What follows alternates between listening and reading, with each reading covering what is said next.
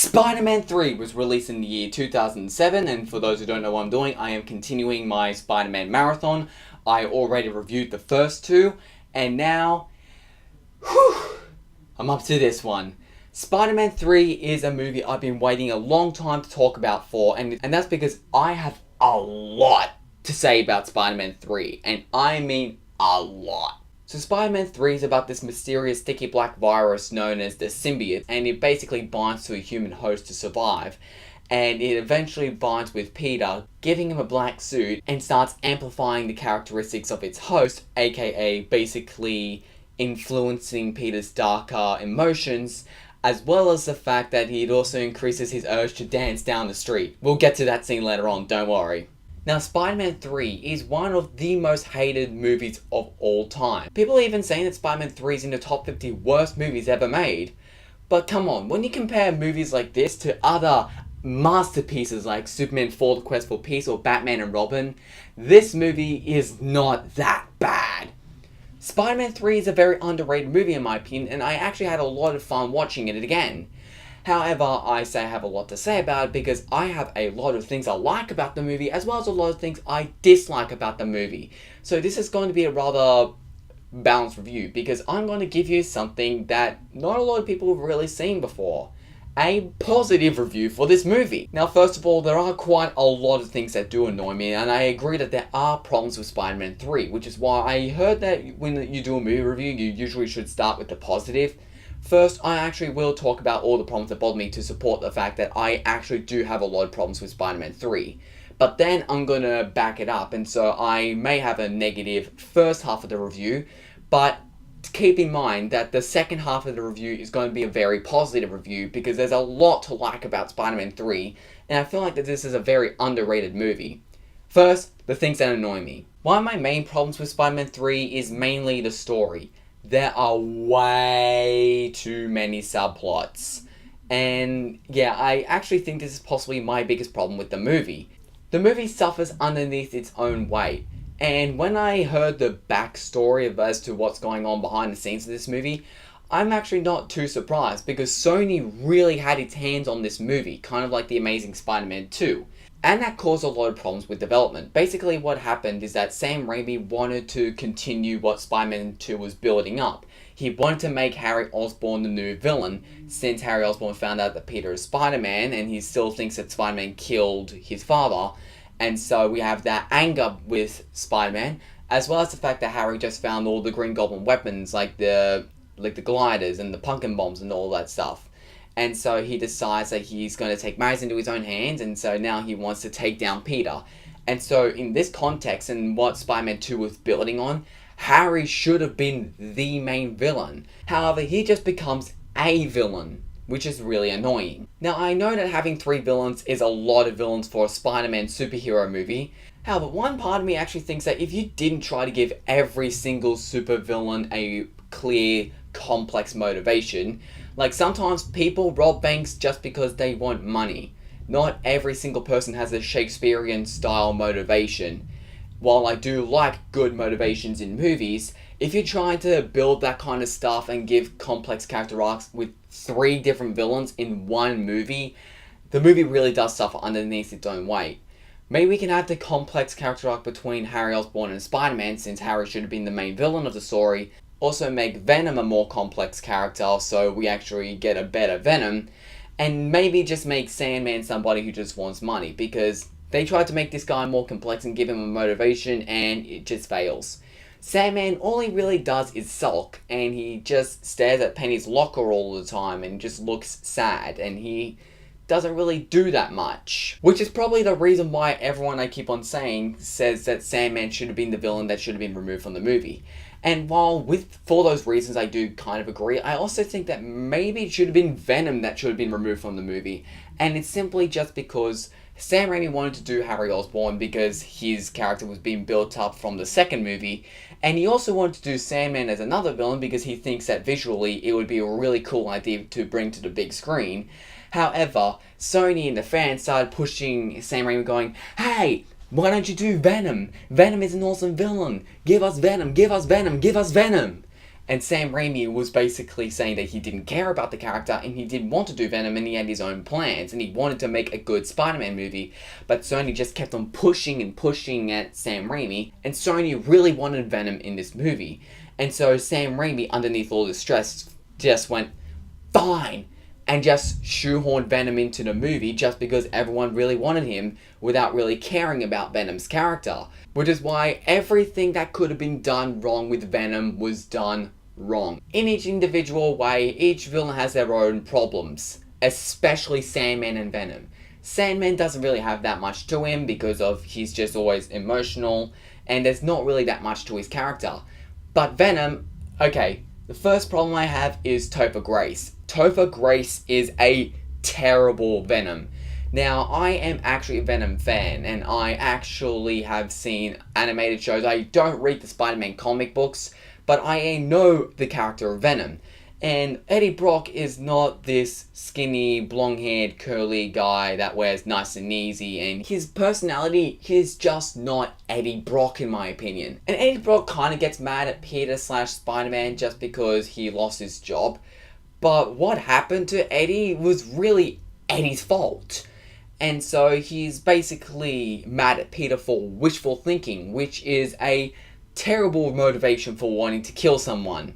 And then there's Harry Osborn, and while I think he had the potential to be the best villain in the movie, however, even his character is weighed down because of this whole amnesia thing.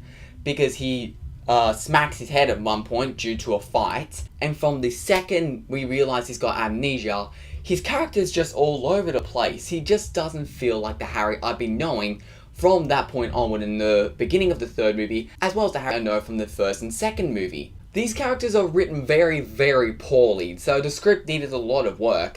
The villains are not the only characters I can't stand in this movie. There's also the relationship between Peter and MJ, which I think is just as bad, if not worse. I complained in my review for Spider-Man 2 that MJ was really unlikable and really selfish and really self-centered. And she is the exact same thing, and she's really mean-spirited in this movie.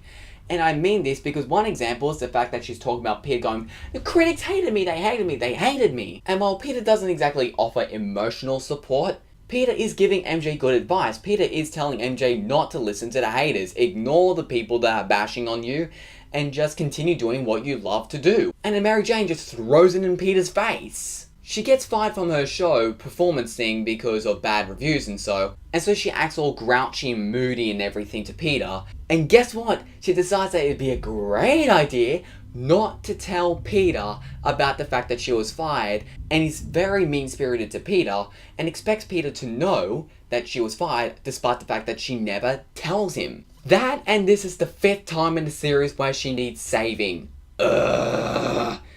I'm sorry, but Mary Jane was a great character in the first movie. She was likable, she was charming, yeah, she needed saving 3 times, one of which was in a lunchroom, but she was a very engaging and very likable character. But from the second one onward, ugh, she's ugly. Not appearance-wise, but personality-wise. However, Peter's not off the hook either. Why doesn't Peter ever tell MJ about the situation between him and Harry? Considering Mary Jane knows that Peter Parker is Spider-Man, there's no reason for Peter to not tell MJ about what's going on between Peter and Harry. There's even a moment in the movie where MJ actually asks what's going on between you guys, and he never answers. Or the scene in the dinner table where they're arguing, MJ's really upset about the negative reviews and everything, and arguably she should have told Peter about what happened and that she got fired and everything, but Peter wasn't that much better either, considering he's going, people worship me like a god, MJ. I know exactly how you feel. Yeah, that's pretty pathetic, Peter. And this calls for a very, very unhealthy relationship. And so when they finally get back together at the end of the movie, I don't really care for them. What does Peter see in MJ? But even MJ is not as bad as Gwen Stacy. Why is she in this movie? I don't know a single person that likes Gwen Stacy in this movie. She's another damsel in distress, and she was only written into the movie just to add another love triangle. There's 2 love triangles in this movie. Peter, MJ, and Gwen. Peter, MJ, and Harry. Do we really need 2 love triangles as well as 3 villains? Ugh, this movie is so overcrowded, it's not funny. And then there are those moments that people call on many times that are just stupid. There's a change in the silicon mass. Oh, that's probably just a bird, it'll fly away when we fire it up. Or, most infamously, the Emo Peter Scenes. Oh my goodness. I can see why people hate these scenes. I really do. It's really ridiculous and it just completely takes you out of the movie, and it makes Spider-Man 3 the silliest of the trilogy just because of those two scenes alone. But in this movie's defense, people complain about the Emo Peter scenes all the time, but when you really think about it, the raindrops keep falling on my head scene in Spider-Man 2 is really not that much better. It's just as silly and just as ridiculous, but honestly, if I had to pick between the two, yeah, the Emo Peter scene's a lot worse. The dance and the strut thing down the street, okay, that's pretty ridiculous, but then the nightclub scene, yeah, that's going pretty far. And speaking of that scene, I really despise the fact it's a plight to know that Peter's motivation for taking off the black suit is not because he accidentally kills people several times, but it's because he accidentally hit Mary Jane. And the black suit's also disappointing because we get the black suit and Peter wants to keep it, but the reason why Peter loves to keep the black suit is because how much it increases his power. It makes him physically stronger and faster. And that's never explored upon. It makes him look like he's swinging slightly faster and maybe he's a bit stronger than before. But how much stronger the black suit is in comparison to the red and blue suit is never really explored upon. And I actually thought it was really cool that with the symbiote, since it was a living substance, if his hands are full, like he's holding on to two policemen at once, two criminals or policemen, and another one's running up behind him, a piece of webbing would come out of his back and then grab the other one. That sort of thing. That is a really cool stuff for the black suit. And that sort of thing, the overall power, like how powerful the black suit is never explored upon in this movie, which is really disappointing. So is the fact that Venom is amazing, Venom's just such a cool villain. But I actually used my iPod. And I timed it. Whenever Venom is fighting Spider-Man in an action scene, and he has the mask on, like his face isn't peeled back to see Topher Grace, but we actually get Venom fighting Spider-Man, or he's on face or talking or something. We only actually see Venom for 6 minutes. I timed it. Venom is only in the movie for about 6 minutes, and that's because there's so much going on in the story. Another moment that I think is rather ridiculous, and I hope that I'm not the only one who noticed this, but no one has ever mentioned it before, so I have a feeling I'm going to be the first. But is anyone really surprised that nobody saw what happened between the fight with Peter and Harry in the beginning of the movie? So we've got Peter Parker, and he's just as Peter Parker is driving on his motorcycle, and then Harry just comes flying in and then takes Peter. The spider sense doesn't go off for whatever reason. And so both high and quite low in the city, like moments where Peter and Harry are flying right in front of a bus and everything, and Peter and Harry are he's using his powers, Peter's crawling on walls and swinging on buildings out in the middle of the city trying to fight Peter. And they're fighting right in the middle of New York, a city that never sleeps. And yet, no one notices this. Alright, I need to take a deep breath. Now, I know that sounds like a lot of negativity, and I know that it sounds like that I hate Spider-Man 3. But I don't. I actually think Spider-Man 3 is a very underrated movie. All of that, everything I just mentioned was basically to establish the fact that Spider-Man 3 has a lot of flaws. I think there should have been several more rewrites of the script before confirming it. But there's still a lot to like about Spider-Man 3, and I honestly think the good points I'm about to mention outweigh the bad points that I already mentioned. Besides, the movie looks great. Chris Duckman complained about the terrible green screen and blue screen and the CGI and everything. And I will agree, now that Chris Duckman mentioned it, it looks kind of fake. However, it still looks pretty good, and there's a lot of aspects that are pretty revolutionary. There are some scenes that are almost completely CG that still look great today. And yes, just like everyone else, I'm talking about the Birth of Sandman scene, but another scene that doesn't get that much credit is the Birth of Venom scene. As well as great CGI, the overall action in this movie is awesome. It's got some of my favorite action scenes in the trilogy. Like the fact that we have the whole sky stick thing that Harry Osborn, and some people think that's a bit stupid, he should have had a glider or something, but come on, we'd all buy one. Hoverboards are just awesome, in my opinion. Some of my favorite action scenes in the trilogy is the final battle between Spider-Man, Sandman, Venom, and Harry all in one big go. It really is a great action scene. The road getting there was all over the place, but the fight itself is really fun and it's very entertaining. I also love the first action scene in the movie with Peter and Harry fighting in the city. Yes, I did complain about the fact that nobody sees it, but the scene itself is really, really great. It's also rather brutal at some parts.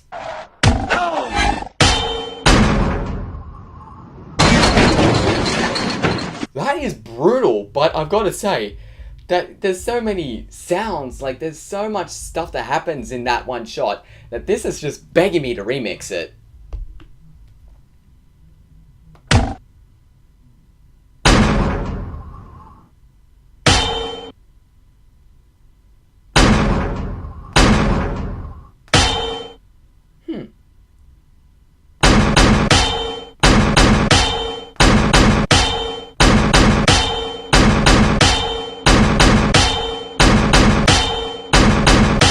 Body of a boy, make a big noise, playing on the streets, gonna be a big man someday. Got blood on your face, you big disgrace, kicking your can all over the place. We will rock you. Okay, I'll stop. I think Harry's had enough of that now. Also, there are some redeemable characters. Peter Parker is rather likable for the most part, and we also have Rosemary Harris as Aunt May. She was great in the first two, but I really love her in this movie, and that's because she really does show caring, and she's probably the most likable character in the entire movie. She tells a really touching story about how Uncle Ben and she got engaged to Peter, and it's a great scene. And J.K. Simmons, he's got some of the funniest moments in the entire trilogy, like the scene where he has to take his pills. I think the scene is hilarious. There are some also really great scenes. I love the subway scene between the black suited Peter and Sandman. And the emotion that Peter conveys in the scene, it's a really great scene. The action scene itself is really riveting, and the dialogue between the two are fantastic at the beginning of the scene. Really, the highlight of this movie is the action, and it's overall a really fun movie. However, I will agree that Spider-Man 3 has a lot of problems. But overall, I still think that this is a very entertaining movie. And I almost suggest that you still check the movie out if you haven't seen it yet. It's inferior to the first movie and most definitely inferior to the second movie. However, I still think that Spider-Man 3 is my third favorite Spider-Man movie in the series. It's a lot better than The Amazing Spider-Man and 2. Stay tuned for my review for The Amazing Spider-Man. That will be out relatively soon. But until then, hasta la vista, baby.